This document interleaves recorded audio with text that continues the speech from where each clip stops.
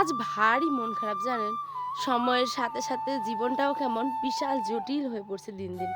মন থেকে যেখানে চাই না সেখানেই যেতে হয়, আর যেখানে মন চায় সেখানে যেতে পারি না। উপরওয়ালার কি অদ্ভুত লীলা, তাই না বলুন?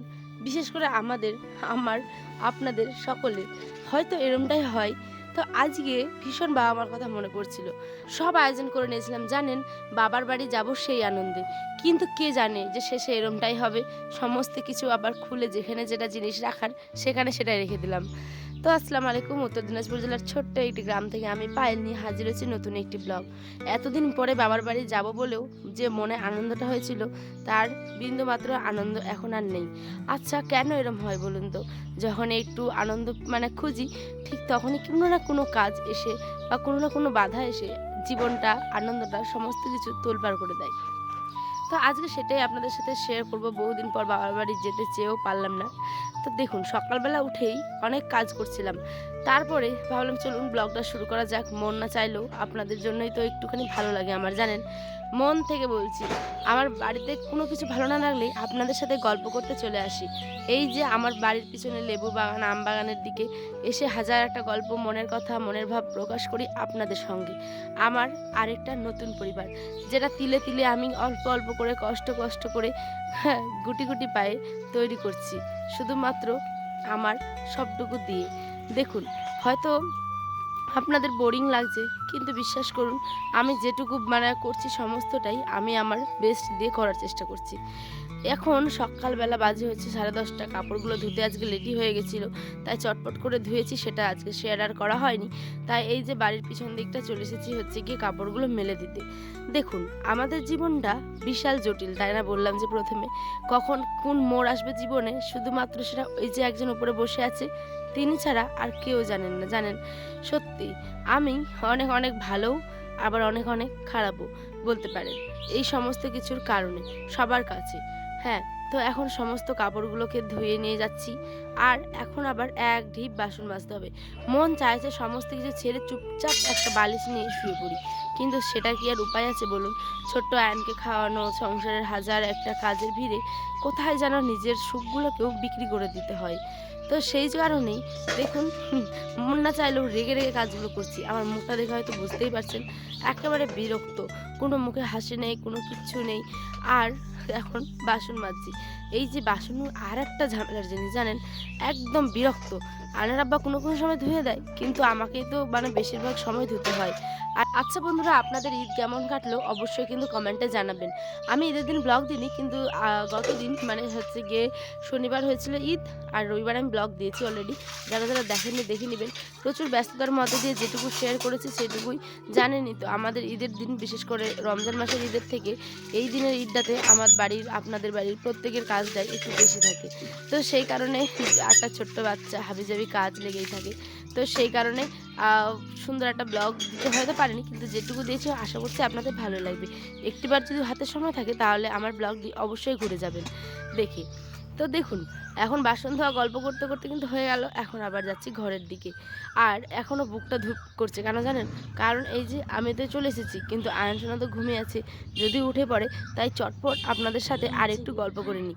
এই যে দেখছেন, এটা হচ্ছে গরুর খাবার, কালু লালুর খাবার আমার শাশুড়ি মা রান্না করছিল। আর আমি সেখানে ঢেলে দিলাম হচ্ছে গিয়ে খোল, যেটা খাঁটি সরিষার তেল পিষা এনেছিল আমার শ্বশুর বাবা, সেটারই খোলটা। এবার আসি মেন কথায়। ওই যে বললাম মনটা যে ভীষণ খারাপ, কারণ আমরা যেতে চাইছিলাম হচ্ছে গিয়ে চাঁচল, মালদার চাঁচলে আমার বাবার বাড়ি। তো সেখানেই আমরা যাওয়ার জন্য সমস্ত কিছু আপনারা আরেকটু ব্লগটা এগিয়ে দেখতে পাবেন, এগুলো আর কি দেখতে পাবেন, যে সমস্ত কিছু রেডি করে নিয়েছিলাম, সব কিছু আবার খুলে খুলে রাখতে হচ্ছে, জানেন। তো কী আর করা যাবে, আমাদের বাড়িতে হুট করে এসছে হচ্ছে গিয়ে ধান, তাই সমস্ত যাওয়ার আশাই হয়ে গেল নষ্ট। তো যে ধানটা আর কি এমনভাবে আশাটাকে জল ঢেলে দেবে ভাবতে পারিনি, কিন্তু মনের মধ্যে যেমন একটা গভীর কষ্টও আছে, ঠিক তেমন আবার গভীর একটা আনন্দও আছে, তাই না? যেহেতু বাইরে ছিল ধানগুলো, এখন গাড়ি ঢুকে গেছে হারভেস্টার। আর হারভেস্টার যদি চলে যায় তাহলে কিন্তু আরেক সমস্যা হবে। তো সেই কারণে আমরা আমরা ওখানটায় না গিয়ে মানে চাঁচলে না গিয়ে বাড়িতে থেকে গেলাম, যেহেতু ধানগুলো শুকোতে হবে আর আগামী দিনের ব্লগগুলো আপনারা দেখতে পাবেন। ওটা তো সবারই হয়, তাই না বলুন? মানে সব মেয়েদেরই যখন দেখবেন রেডি হওয়ার জন্য সমস্ত কিছু প্রস্তুত, তারপরে যদি কোনো একটা বাধা আসে, নিশ্চয়ই আমার মতো আপনাদেরও কষ্ট হয়, তাই না? অবশ্যই যদি কষ্ট হয় আমি জানি, কিন্তু কি করার আছে বলুন? এটাও তো একটা কাজ। এই যে দেখছেন ব্যাগপত্র সমস্ত কিছু গুছিয়ে নিয়েছিলাম। এটা আয়নের আব্বার টি-শার্ট, সেটাও মানে বের করে দিয়েছিলাম। তো পড়ে যাওয়ার জন্য বেচারা, সে যাওয়ারও ইচ্ছে ছিল, সমস্ত কিছু গোছগাছ হয়ে যাওয়ার পরে কে জানে যে এরমভাবে খুলে দিতে হবে। তো যাই হোক ইনশাআল্লাহ আগের দিন যাব, মানে আগামীকাল। তো যাব, দেখা যাক কি হচ্ছে। তো এখানটায় বেশি আজকে ব্লগটা বড় করছি না।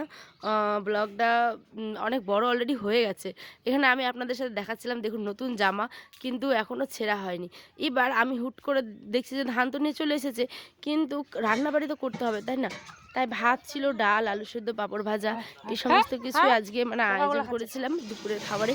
আর দাদা ভাইরা আজকে আমাদের এখানে একটুখানি ধান লাগানো হয়েছিল যেহেতু, তো সেই কারণেই অল্পখানি ধান হয়েছে, ঠিক আছে? তো ওখানে দাদা ভাইরা মেপে নিয়ে নিল তাদের যেটা পাওনা।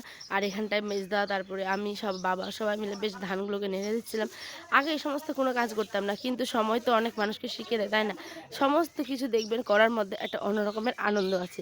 যেমন পড়াশোনা জানি, যেমন ঘরের কাজ জানি, তেমন মাঠেরও কাজ জানি, তেমন কম্পিউটারও চালাতে জানি। আর এখন তো আবার একটা গুরুতর দায়িত্ব, আমি যে এখন মা, তো সেটা মায়ের ভূমিকাও পালন করি। তো সব কিছু নিয়ে একটা অন্য রকমের জীবনে জড়িয়ে পড়েছি হচ্ছে গিয়ে আমি, জানেন তো এই জীবনটার স্বাদটা কিন্তু ভারী আনন্দের। তো দেখুন সমস্ত কিছু গল্প করতে করতেই আয়ান সোনার মাথা ন্যাড়া করা হবে আজকে। আয়ান সোনার হুট করেই মাথা ন্যাড়া করার সিদ্ধান্ত নেওয়া হয়েছে, কারণ আয়ানের এত বড় বড় চুলগুলো হয়ে গেছিলো। আমি জোর করে আয়নের আব্বাকে বলে বলে বলে ওকে বললাম, তুমি যদি যে না করো তাহলে তোমার আজ খবর আছে কিন্তু। প্রচণ্ড রেগে গেছিলাম। তারপরে সে আবার ভয়ে ভয়ে সমস্ত সঙ্গে সঙ্গে আর কি বলে যে ঠিক আছে বালতি নিয়ে এসো, যাও করে দিচ্ছি। আরে আমার কথা মানে কি বলবো জানেন, একটা কথা ২ থেকে ৩ বার বলতে হয়, তারপরে সে শুনবে। আর যখন আমার রাগ ওঠে তখন আবার সুর করে সমস্ত কাজ করবে। এই তো হচ্ছে আয়নের আব্বার কাণ্ড। তো দেখুন আমি বলার পরেই এই যে আয়নকে ফেনা দিয়ে সাবান দিয়ে ভালো করে আর কি মাথাটা কি বলবো ফেনা করে দিচ্ছিল, হ্যাঁ। আর এদিকে জিলেট গার্ডগুলো যে থাকে সেগুলো দিয়ে বেশ ভালো করে আয়নের আব্বা কিন্তু ন্যাড়া করে। আমাদের বাড়ির প্রত্যেকটা বাচ্চারই কিন্তু চুল প্রথম থেকে সেই ন্যাড়া করতো। তো যাই হোক এই নিয়ে একটা মজার ঘটনা আছে।